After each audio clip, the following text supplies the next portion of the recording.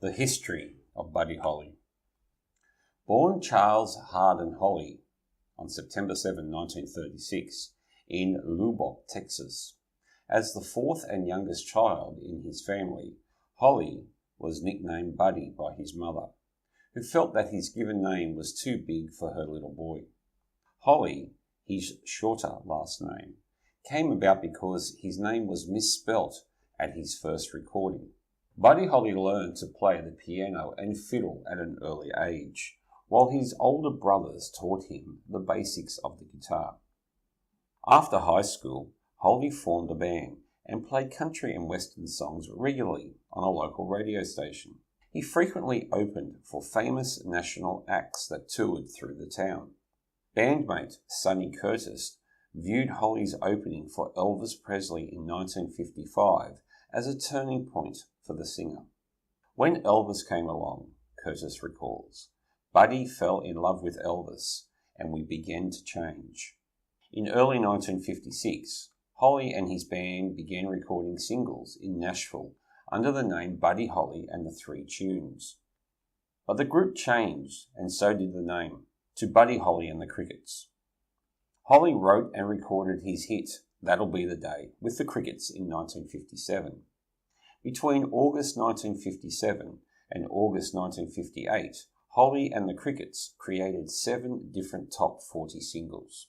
Buddy Holly proposed on his first date with Maria Elena Santiago, a receptionist 4 years older than him, and married less than 2 months later in 1958.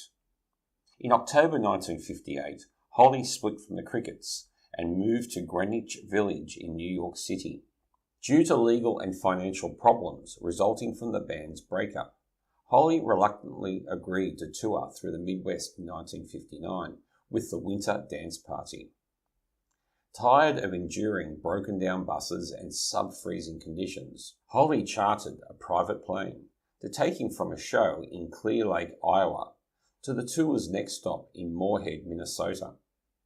Holly was joined on the flight by fellow performers Ritchie Valens and the Big Bopper. The plane crashed within minutes of leaving the ground, killing all on board. Buddy Holly was just 22 years old.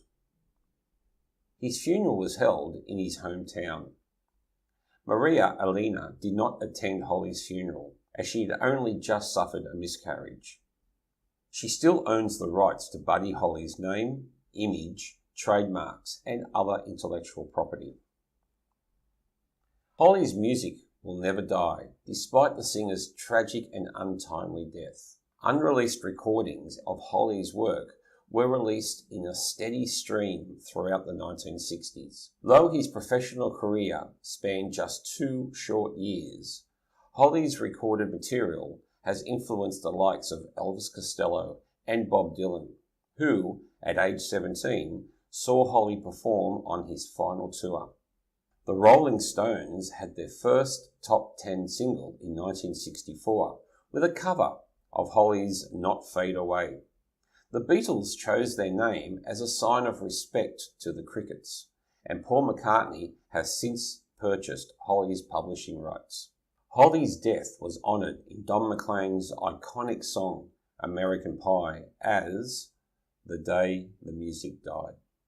I'm Ray Kuschert for Saigon English Conversation Group.